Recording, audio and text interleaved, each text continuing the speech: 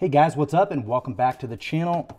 My name's Chris and today we're going to be replacing the kitchen sink drain, or also commonly referred to as the kitchen sink strainer, because this leaks, it's cracked, it's broken, and we're going to do this all in less than 5 minutes and for less than $50. If this sounds like a problem that you need to fix, stick around.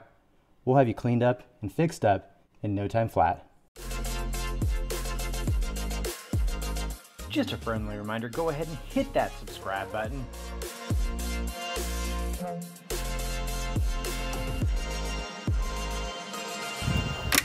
In this case, you can see that I don't have to do any extra work to get this off because it was so corroded, rusted, and damaged that it fell right off.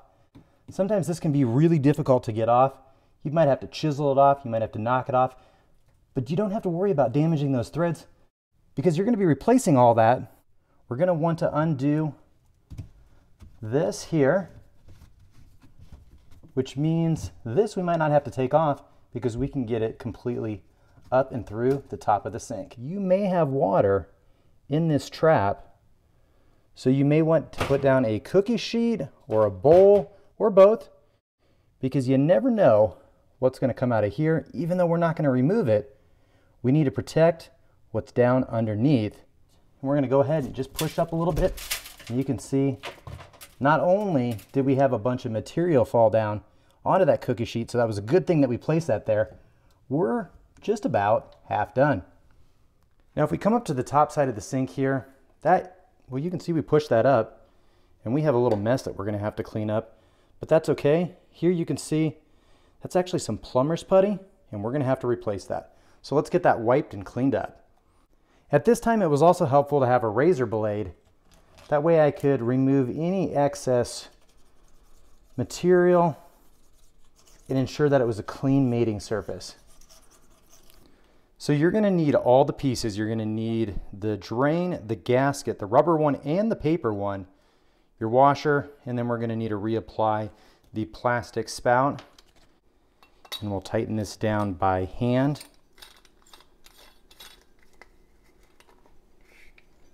So we're going to work our plumber's putty together here. We're going to make a bead, maybe around the size of a dime, all the way around. And you can't really have too much of this stuff because all the excess, it's going to squeeze out. This is going to be the material that's going to actually make that final seal. So it's important that you use this, and if you don't, well, you're going to have a leak. All right, so we're going to go ahead and just put that straight down. We're not really going to tighten it in by hand or anything because everything is going to be seated once we get underneath the sink. So now we got our rubber gasket, our paper gasket, and everything that we need. We're going to go ahead and slip this in here. And we're going to get it started. We're going to go back up top and make sure everything is lined up the way we want it. All right, so let's head up top and make sure everything's lined up.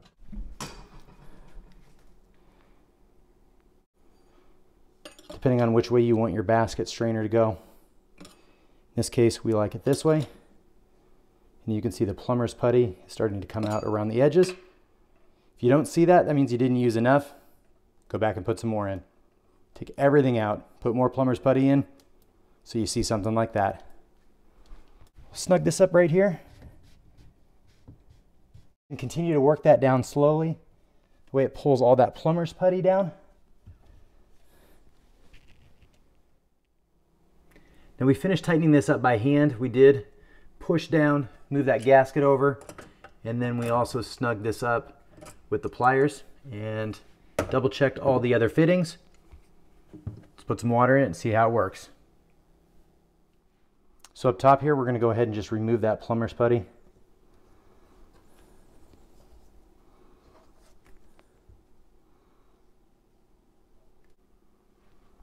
So we'll go ahead and put in our strainer basket.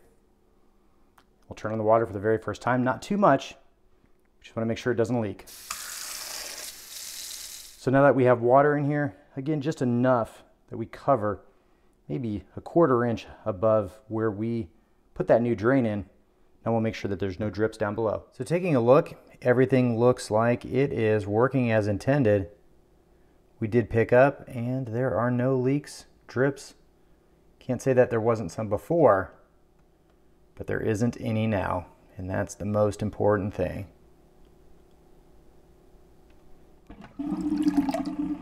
And that sounds like a job well done.